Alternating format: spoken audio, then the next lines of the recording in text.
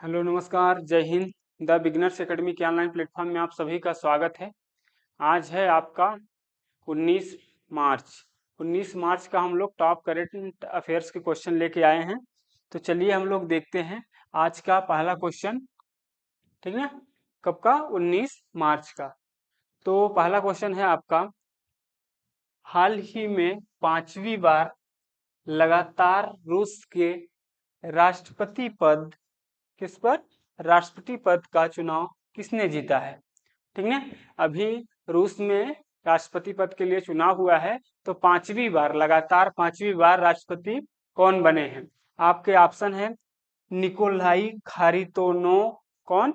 Nikolai Kharitonov, और Vladimir Putin, Alexei Navalny, और इनमें से कोई नहीं। तो इसका आंसर बताइए। इसका आंसर होगा आपका व्लादिमीर पुतिन। कौन? Vladimir Putin. ये लगातार 5वीं बार रूस के राष्ट्रपति बने हैं। ठीक ना।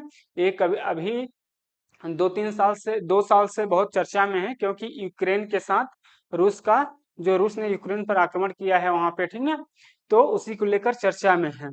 तो अभी ये लगातार 5वीं बार राष्ट्रपति के पद पर मतलब जीते हैं, उनका चुनाव जीते हैं। ठीक, नेक्स्ट क्वेश्चन हम लोग देखते हैं, इसको आप लोग ध्यान रखेंगे। नेक्स्ट क्वेश्चन है, हाल ही में पहले राष्ट्रीय गतीय प्रजनन फसल सुविधा डीबीटी स्पीडी सीड्स का उद्घाटन कहाँ हुआ है? ठीक ना, क्या है इसमें?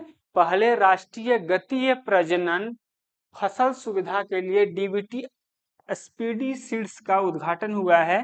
तो कहाँ पे हुआ है? ये हुआ है आपका, ऑप्शन पहले देख लेते हैं, कानपुर, पटना, और सूरत, और मोहाली। तो इसका जो सही आंसर होगा वो होगा मोहाली। कहाँ पे? मोहाली में। और मोहाली कहाँ है? पंजाब में। ठीक ना, पंजाब में है। ठीक, तो इसे आप लोग ध्यान रखेंगे। कहाँ शुरुआत हुई है? मोहाली में। नेक्स्ट है आपका, अभी हाल ही में किस भारतीय एथलीट ने कैलिफोर्निया में, कहाँ आयोजित हुआ है? कैलिफोर्निया में 10,000 मीटर दौड़ में 16 साल पुराना रिकॉर्ड तोड़ा है। 16 साल पुराना रिकॉर्ड तोड़ा है। अभी क्या हुआ है? दौड़ का कैलिफोर्निया में हुआ है। ठीक ना, तो इसके ऑप्शन है पारुल चौधरी। कौन? पारुल चौधरी, सुरेंद्र सिंह, गुलवीर सिंह, और अवनीश सांबले। ठीक ना, तो इसका जो आंसर होगा वो होगा पारुल चौधरी। पारुल चौधरी, ठीक ना, अभी रिकॉर्ड तोड़ी है 10,000 मीटर दौड़ के। ठीक ना, 16 साल पुराना रिकॉर्ड। नेक्स्ट देखते हैं हम लोग। नेक्स्ट क्वेश्चन है आपका, अभी नेपाल जो है, नेपाल ने किसे अपनी पर्यटन राजधानी घोषित किया है? नेपाल भारत का पड़ोसी देश है। ठीक ना, जो उत्तराखंड और उत्तर प्रदेश से सटा हुआ है, सिक्किम से। ठीक, तो अभी इन्होंने, नेपाल ने, ठीक है, नेपाल की राजधानी काठमांडू है। क्या है? नेपाल की राजधानी काठमांडू है। ठीक, ये राजधानी है नेपाल की। ठीक, तो इसके ऑप्शन है, अभी क्या है? पर्यटन पर्यटन राजधानी घोषित हुई है। ऑप्शन है ललितपुर, भरतपुर, पोखरा, और काठमांडू। तो इसका जो सही आंसर होगा, इसका सही आंसर होगा आपका, इसका सही आंसर होगा आपका पोखरा। क्या होगा? पोखरा आंसर होगा आपका। ठीक ना, आपका आंसर क्या है? पोखरा। अभी पर्यटन राजधानी घोषित किया है नेपाल ने। ठीक, और नेपाल की राजधानी क्या है? आपकी नेपाल की राजधानी है काठमांडू। ठीक, इसको भी ध्यान रखेंगे। ठीक ना, इसकी राजधानी क्या है? काठमांडू। और सार्क जो है आपका, सार्क, ठीक ना, SAARC, South Asian Association Regional Corporation, South Asian Association Regional Corporation जो है सार्क, उसका मुख्यालय भी है कहाँ? काठमांडू में। तो दोनों चीज ध्यान रखेंगे। नेपाल की राजधानी है आपकी काठमांडू। अभी जो पर्यटन राजधानी घोषित हुई है वो है पोखरा, और सार्क का मुख्यालय काठमांडू में है। जो इसका आपका फुल फॉर्म क्या होता है? South Asian Association Regional corporation. ठीक, तो हम लोग नेक्स्ट क्वेश्चन देखते हैं। नेक्स्ट क्वेश्चन है आपका, sir Richard Hadlee medal, sir Richard Hadlee medal वार्षिक पुरस्कार किसी खिलाड़ी के नाम पर रखा गया है ये पुरस्कार। सर रिचर्ड हैडली मेडल वार्षिक पुरस्कार पाने वाला सबसे कम उम्र का खिलाड़ी कौन बना है? पाने वाला सबसे कम उम्र का खिलाड़ी कौन बना है? तो आपके ऑप्शन है सचिन रविंद्र, हसन रजा, शुभम गिल और यशस्वी जायसवाल। इसका जो सही आंसर होगा वो होगा सचिन रविंद्र। कौन? सचिन रविंद्र। ये आपके कहाँ के? न्यूजीलैंड के खिलाड़ी हैं। कहाँ के? ये न्यूजीलैंड के खिलाड़ी हैं, ठीक ना? कहाँ के? न्यूजीलैंड के, ठीक ना? न्यूजीलैंड के खिलाड़ी हैं और भारतीय मुल्क के हैं। कहाँ के? भारतीय मुल्क के हैं, साउथ दक्षिण भारत के हैं, ठीक ना? इनके माता पिता दक्षिण भारत के हैं, ये भारतीय मुल्क के हैं लेकिन न्यूजीलैंड की तरफ से क्रिकेट खेलते वहीं पे हैं। तो ये सचिन रविंद्र को अभी रिचर्ड हैडली मेडल वार्षिक पुरस्कार मिला है, ठीक ना? और कहाँ से खेलते हैं? न्यूजीलैंड की टीम से, ठीक। इसको आप ध्यान रखेंगे, एग्जाम में अगर पूछ दे कि कौन भारतीय मूल का जो है जो न्यूजीलैंड से खेलता हो तो सचिन रविंद्र है, ठीक। नेक्स्ट क्वेश्चन है आपका para shooting world cup. Para shooting world cup 2024 में किस राज्य के रुद्रांश खंडेलवाल ने, कौन? रुद्रांश खंडेलवाल ने टीम स्पर्धा में स्वर्ण पदक जीता है? 2024 का shooting para shooting world cup हो। पैरा शूटिंग मतलब जो आपके दिव्यांग व्यक्ति रहते हैं खिलाड़ी, ठीक है, उनका। तो पैरा शूटिंग वर्ल्ड कप 2024 में किस राज्य के रुद्रांश खंडेलवाल को टीम स्पर्धा में स्वर्ण पदक मिला है? आपके ऑप्शन है मध्य प्रदेश, राजस्थान, बिहार और गुजरात। तो ये कहाँ के हैं रुद्रांश खंडेलवाल? ये हैं आपके राजस्थान के। कहाँ के? राजस्थान आपका आंसर होगा, ठीक ना? आप इसको ध्यान रखेंगे, ठीक। नेक्स्ट क्वेश्चन है आपका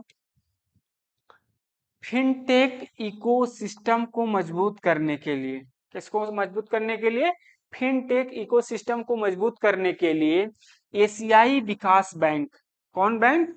एशियाई विकास बैंक, ठीक ना? इसको आप ध्यान रखेंगे, एशियाई विकास बैंक यानी एडीबी। कौन? एडीबी, एशियाई ने एशियन डेवलपमेंट बैंक। इसका पूरा नाम क्या होता है? एशियन डेवलपमेंट बैंक, एशियाई विकास बैंक। इसकी स्थापना होती है 1966 में। कब होती है? 1966 में होती है। और इसमें जो देश शामिल हैं वो टोटल 68 देश शामिल हैं। कितने देश? 68 देश, ठीक। ये जो है एडीबी, एशियन डेवलपमेंट बैंक, इसकी स्थापना 1966 में होती है। इसमें अभी 68 देश हैं और इसका मुख्यालय जो है वो मनीला में है। कहाँ? मनीला में, फिलीपींस के मनीला में, फिलीपींस में है। कहाँ? फिलीपींस, ठीक ना? इसको भी ध्यान रखेंगे, फिलीपींस, ठीक ना? फिलीपींस में है आपका। तो एशियन विकास बैंक एडीबी यानी इसकी स्थापना 1966 में हुई। अभी 68 देश हैं। मनीला में इसका मुख्यालय है, फिलीपींस, जो फिलीपींस देश में है, ठीक। तो अभी हाल ही में ये देश ने किस समझौते पर हस्ताक्षर किया है? तो एशियन विकास बैंक के साथ कौन सा देश अभी ऋण समझौते पर हस्ताक्षर किया है? तो इसका जो सही आपके ऑप्शन है पहले देख लेते हैं। भारत, बांग्लादेश, श्रीलंका, अमेरिका, ठीक। तो इसका जो सही आंसर होगा वो होगा भारत। कौन? भारत अभी ऋण समझौते पर हस्ताक्षर किया है एडीबी के साथ। तो एडीबी को आप जरूर ध्यान रखेंगे, एग्जाम में कई बार पूछता है। एडीबी का स्थापना 1966 में होती है। इसमें टोटल 68 देश हैं और इसका मुख्यालय जो है फिलीपींस के मनीला में है, ठीक ना? तो आप ध्यान रखेंगे इसका। नेक्स्ट क्वेश्चन देखते हैं हम लोग। नेक्स्ट क्वेश्चन है विश्व आध्यात्मिक महोत्सव, क्या है? विश्व आध्यात्मिक महोत्सव का आयोजन कहाँ किया गया है? विश्व आध्यात्मिक महोत्सव का आयोजन कहाँ किया गया है? ऑप्शन है हैदराबाद, वाराणसी, दिल्ली और मुंबई। तो इसका जो सही आंसर होगा आपका वो होगा हैदराबाद। कहाँ? हैदराबाद। हैदराबाद क्या है? हैदराबाद तेलंगाना की राजधानी है। किसकी? तेलंगाना की, ठीक ना? आप इसको ध्यान रखेंगे। तेलंगाना की राजधानी क्या है? हैदराबाद। पहले क्या आंध्र प्रदेश की राजधानी थी, लेकिन आंध्र प्रदेश की राजधानी अब अमरावती हो गई है, तो तेलंगाना की राजधानी हैदराबाद। हैदराबाद में भी विश्व आध्यात्मिक महोत्सव का आयोजन हुआ है, इसको आप ध्यान रखेंगे। नेक्स्ट क्वेश्चन है आपका, चुनाव आयोग द्वारा आगामी लोकसभा, अभी जो 2024 में लोकसभा का चुनाव होने वाला है, तो उसे कितने चरणों में करने की घोषणा की है। अभी निर्वाचन आयोग ने जो चुनाव होने वाला है 2024 का लोकसभा का, उसको कितने चरणों में करने का घोषणा की है। आपके ऑप्शन है 4 चरण, 5 चरण, 7 चरण, 5 चरण और 8 चरण। तो इसका जो सही आंसर होगा वो होगा 7 चरण में। कितने चरण में? 7 चरण में। तो आप इसको ध्यान रखेंगे, एग्जाम में आपको पूछ सकता है। ठीक, नेक्स्ट क्वेश्चन है आपका, 33वां सरस्वती पुरस्कार से किसे सम्मानित किया गया। अभी हाल ही में 33वां सरस्वती सम्मान मिला है, तो इस किसे मिला है। आपके ऑप्शन है रामदरस मिश्र, प्रभा वर्मा, करण कुमार लिम्बाले, शिव शंकर पांडे। ठीक ना, तो इसका जो आंसर होगा आपका वो होगा प्रभा वर्मा। किसे मिला है? प्रभा वर्मा को 2023 का सरस्वती सम्मान मिला है। अब सरस्वती सम्मान मिला है तो सरस्वती सम्मान के बारे में हम लोग देख लेते हैं। सरस्वती सम्मान की स्थापना होती है कब? 1991 में। 91 और 92, ठीक है, 91-92 में। कब होती है? 91-92 में। ठीक, और इस सम्मान को देता कौन है? प्रदान करने वाला है के बिरला फाउंडेशन। कौन? के बिरला फाउंडेशन, ठीक है, के बिरला फाउंडेशन।